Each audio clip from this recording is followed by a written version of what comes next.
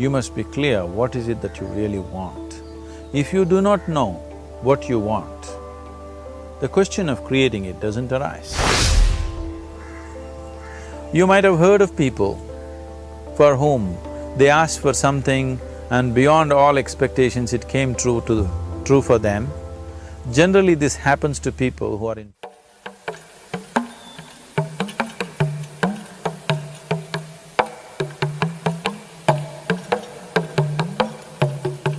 Let's say you want to build a house.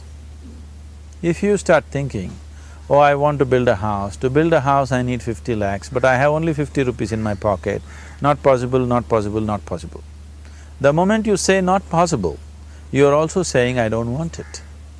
So on one level, you're creating a desire that you want something. On another level, you're saying, I don't want it. So in this conflict, it may not happen. You might have heard of people for whom they asked for something and beyond all expectations it came true for them. Generally, this happens to people who are in faith. Now, someone who has some faith in a god or in a temple or whatever, who is simple-minded, faith works only for those people who are simple-minded.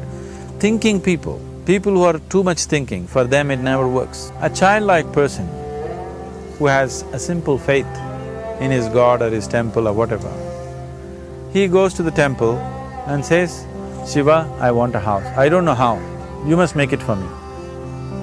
Now in his mind there are no negative thoughts. Will it happen? Will it not happen? Is it possible? Is it not possible? These things are completely removed by this simple act of faith. Now he believes Shiva will do it for him and it will happen. So is Shiva going to come and build your house? No, I want you to understand, God will not lift his little finger for you. What you refer to as God is the source of creation. As a creator, he has done a phenomenal job, there's no question about it. Could you think of a better creation than this? Is it in anybody's imagination to think anything better than what is there right now? So as a creator, he has done his job wonderfully well. But if you want life to happen the way you want it, because right now, the very crux of your happiness and your well-being is this, if at all if you're unhappy, the only and only reason why you're unhappy is life is not happening the way you think it should happen. That's all it is. So if life is not happening the way you think it should happen, you're unhappy. If life happens the way you think it should happen, you are happy. It's as simple as that. So if life has to happen the way you think it should happen, first of all, how you think, with how much focus you think, how much stability is there in your thought, and how much reverberance is there in the thought process will determine whether your thought will become a reality or is it just an empty thought. Or how you do not create any impediments for your thought by creating negative thought process.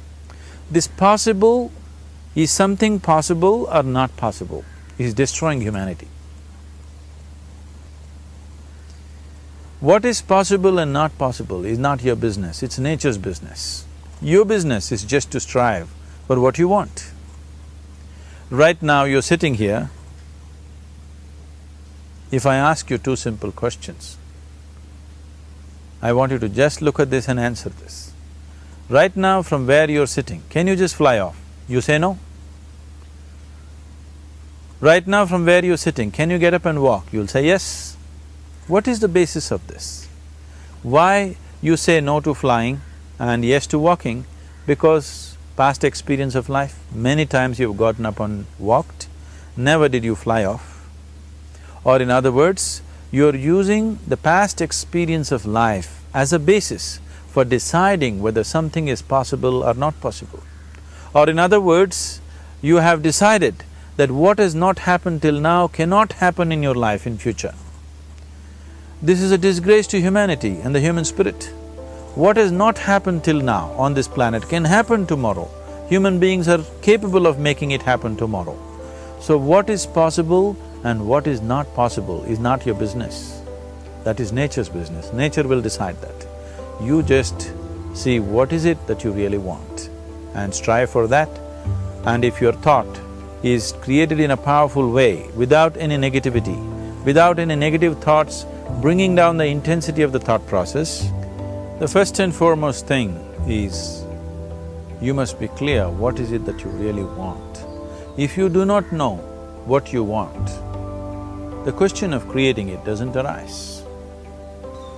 Right now the problem with your mind is, every moment it is changing its direction.